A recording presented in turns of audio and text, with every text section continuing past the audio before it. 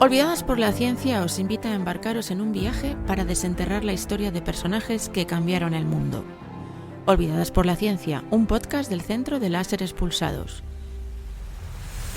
Cuenta con el apoyo de la Fundación Española para la Ciencia y la Tecnología del Ministerio de Ciencia, Innovación y Universidades. Olvidadas por la ciencia, científicas en la sombra, heroínas del progreso. Amy Noether, el genio matemático que asombró al mismo Einstein.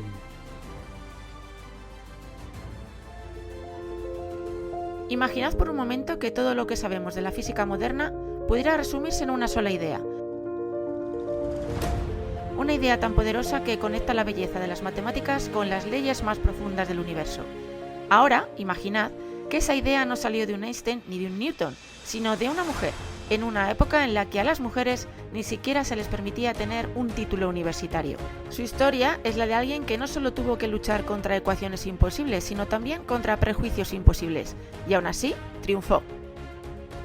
Hoy la protagonista de nuestro podcast es una mujer de la que Einstein dijo que era el genio matemático más importante desde que comenzó la educación superior para las mujeres.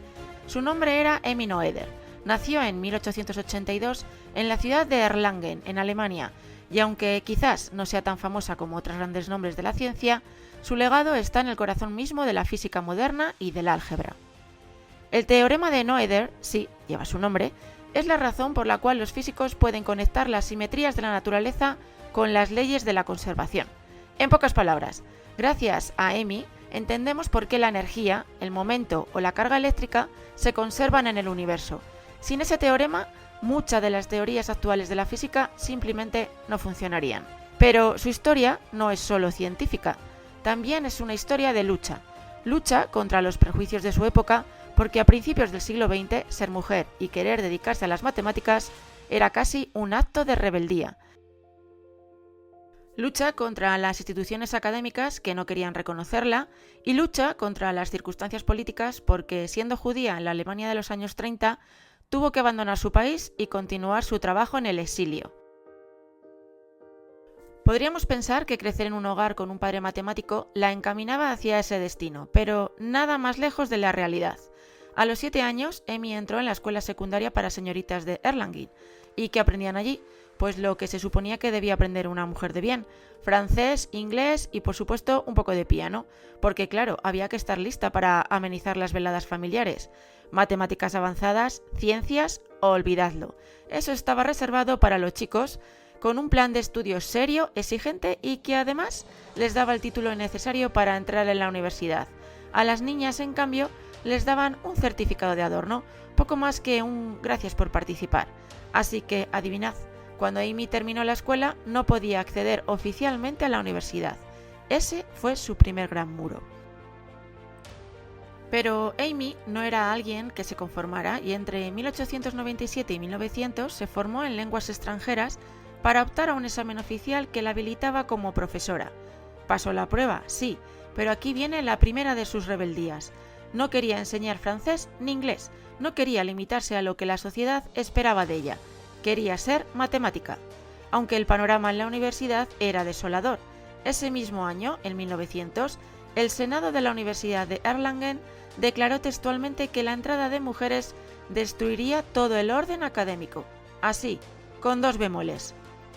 Aun sin título oficial, Amy consiguió entrar en la universidad como oyente, es decir, podía asistir a las clases si los profesores les daban permiso, pero no era considerada estudiante de pleno derecho. Entre 1900 y 1903 se colaba en las lecciones de matemáticas, de historia, de lenguas, aunque poco a poco lo fue dejando para centrarse en su verdadera pasión, el álgebra. Mientras tanto, se preparaba por libre para aprobar el examen que le daría por fin el título de secundaria completo. En 1903 lo consiguió y con la gorra. Ahora sí, podía aspirar oficialmente a entrar en la universidad. ¿Y adivináis dónde decidió ir? A Göttingen, nada menos que la capital mundial de las matemáticas en ese momento. Allí enseñaban David Hilbert y Felix Klein, 2 gigantes de la historia de la disciplina. El mismísimo Hilbert defendía que las mujeres tenían tanto derecho como los hombres a estudiar matemáticas y su apoyo fue fundamental para Amy. En Göttingen también había enseñado años antes un tal Gauss, sí, el mismísimo príncipe de las matemáticas. así que podéis imaginar que era un lugar privilegiado para ir a estudiar. Además, la universidad ya había otorgado 2 doctorados a mujeres, a la rusa Sofía Kovalevskaya, que después se convertiría en la primera profesora universitaria en Europa, y a la norteamericana Grace Young, otra pionera en investigación matemática. Ahora bien, hay que matizar. A ambas se les concedió el título, sí, pero con la tranquilidad de que ninguna iba a quedarse en Alemania reclamando un puesto docente. Göttingen podía presumir de ser moderna, pero en realidad lo hacía sabiendo que no tendría que enfrentarse al problema de permitir que una mujer enseñara en sus aulas. Era, digamos, un gesto más simbólico que real. En 1907, bajo la dirección de Paul Gordon, un reconocido especialista en teoría de invariantes, Amy presentó su tesis doctoral. El trabajo se centraba precisamente en esa rama de las matemáticas muy de moda en la época. Su director quedó tan impresionado con la agudeza y precisión de Amy que acabó diciendo que sus aportaciones eran profundas y absolutamente originales. Y ojo, hablamos de un campo que ya estaba bastante trabajado, así que no era nada fácil innovar. Sin embargo, lo más divertido de esta etapa es lo que la propia Amy pensaba de ese trabajo años más tarde. Su director, Paul Gordon, era conocido por resolver los problemas matemáticos a base de cálculos kilométricos y ecuaciones gigantescas. Amy siguió ese método para su tesis, pero cuando desarrolló su propia visión de las matemáticas, mucho más conceptual y abstracta, empezó a mirar atrás con vergüenza. Llegó a calificar su propia tesis doctoral, de la que todo el mundo estaba tan orgulloso, como una jungla de fórmulas y un auténtico atascadero de números. Incluso en una ocasión dijo textualmente que su tesis era simplemente basura. Durante los siguientes años, Amy se quedó en Erlangen colaborando sin cobrar con su padre y con otros colegas, pero lo que sí consiguió fue muchísimo prestigio. Sus clases eran tan avanzadas e influyentes que uno de sus alumnos más brillantes, el famoso matemático Barlel van der Wader, se basó casi por completo en los apuntes de las lecciones de Amy para escribir su libro Álgebra moderna en 1931. Este libro se convirtió en un clásico absoluto que dictó cómo se enseñan las matemáticas abstractas en todo el mundo hasta el día de hoy. Y es que, a su alrededor, se formó una auténtica escuela. A este grupo de fieles estudiantes se les conoció como los muchachos de Noether. La adoraban. Y de este grupo salieron también mentes brillantes como la matemática Grete Hermann, que fue su primera doctorada oficial. El nivel de este grupo era tan salvaje que, para que os hagáis una idea, prácticamente el 90% de los estudiantes que pasaron por sus clases terminaron haciendo cosas tan asombrosas en la ciencia que hoy en día cada uno de ellos tiene su propia entrada en Wikipedia. No solo era un genio creando matemáticas, era un imán descubriendo y puliendo a otros genios. Seguramente os preguntáis, llegado a este punto, ¿qué descubrió exactamente esta mujer para que hoy, un siglo después, su nombre siga siendo tan importante? La respuesta está en lo que conocemos como el teorema de Noether. Y ojo, no es cualquier resultado matemático. Es una de esas ideas que cambian la manera de entender el universo. Vamos a intentar explicarlo con calma. El teorema dice, de manera sencilla, que cada simetría de la naturaleza está asociada a una ley de conservación. ¿Y qué significa esto de simetría? Pues no penséis solo en la simetría del espejo cuando os miráis la cara. En física, una simetría es cualquier propiedad que no cambia aunque hagamos una transformación. Por ejemplo, si hacéis un experimento hoy, mañana o dentro de un mes, las leyes de la física no cambian.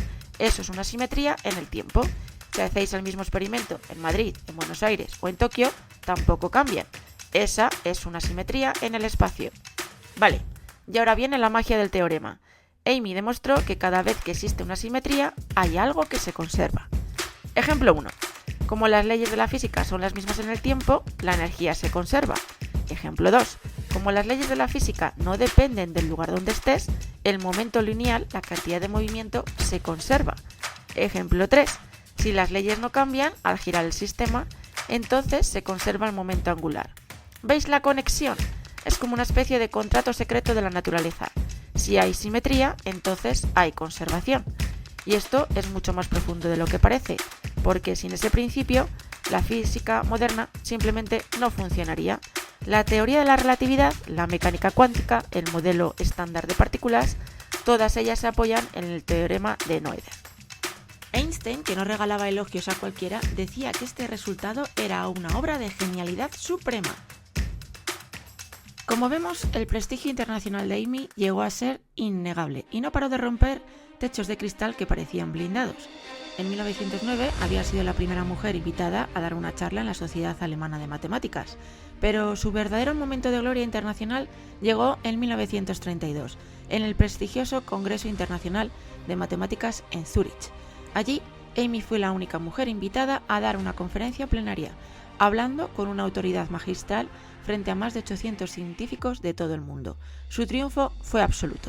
De hecho, la magnitud de este hito es tan bestial que tuvieron que pasar casi 60 años para que otra mujer volviera a ser invitada a dar una charla plenaria en ese mismo congreso, algo que no ocurrió hasta 1990.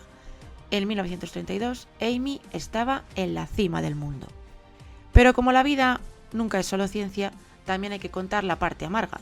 En 1933, con la llegada de Hitler al poder, Amy se convirtió en el blanco perfecto del nuevo régimen. No solo fue expulsada por ser mujer y judía, sino que los nazis le sumaron otra acusación grave: sus ideas políticas. Amy tenía una relación estrechísima con la escuela matemática rusa y soviética, e incluso había pasado una temporada viviendo y enseñando en Moscú. Para las autoridades nazis aquello era imperdonable. La acusaron de tener tendencias de izquierda y de ser una peligrosa pro-bolchevique. Con este triple combo, judía, mujer y sospechosa de comunismo, la universidad, que había sido su casa durante casi 3 décadas, le cerró la puerta por completo.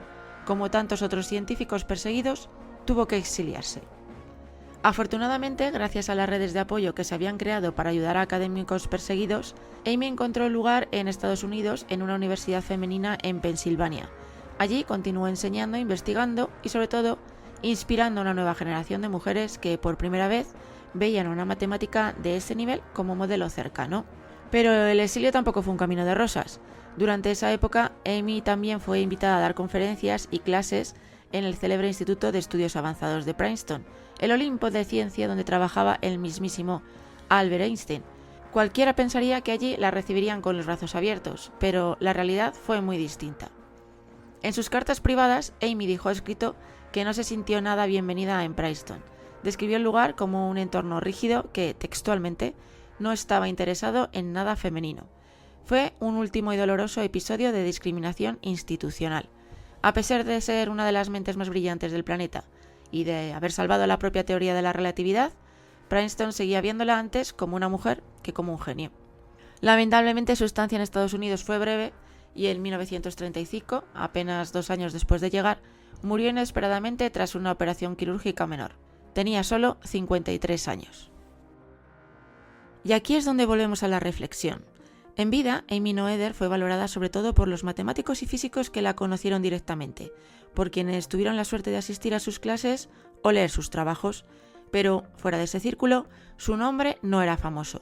Como tantas mujeres en la historia de la ciencia, sus logros quedaron oscurecidos por el contexto social y por la falta de reconocimiento oficial. Hoy, sin embargo, sabemos que su teorema es una de las piedras angulares de la física moderna. Cada vez que hablamos de energía, de momento, de leyes de conservación, estamos usando la llave que Amy nos entregó, y en matemáticas puras, su legado en el álgebra es igualmente profundo. Einstein escribió sobre ella tras su muerte diciendo que fue el genio matemático más importante que haya producido la educación superior desde que las mujeres pudieron acceder a las universidades. Y no exageraba. Cada vez que un físico habla de energía, de momento o de simetrías, está invocando el teorema de Noether, aunque no lo diga en voz alta. Su nombre está incrustado en las leyes mismas del universo, en esas conexiones invisibles que hacen que la realidad tenga orden y coherencia. Y eso es quizás lo más hermoso de todo, que aunque el mundo le negó títulos, sueldos y reconocimientos, la naturaleza misma le dio razón. Amy Noether encontró las simetrías profundas del cosmos y con ella nos enseñó que incluso en medio del desorden siempre hay algo que permanece. Hoy, al recordarla, no solo celebramos su genio, sino también su valentía para desafiar las normas y su capacidad para ver belleza matemática donde otros solo veían ecuaciones.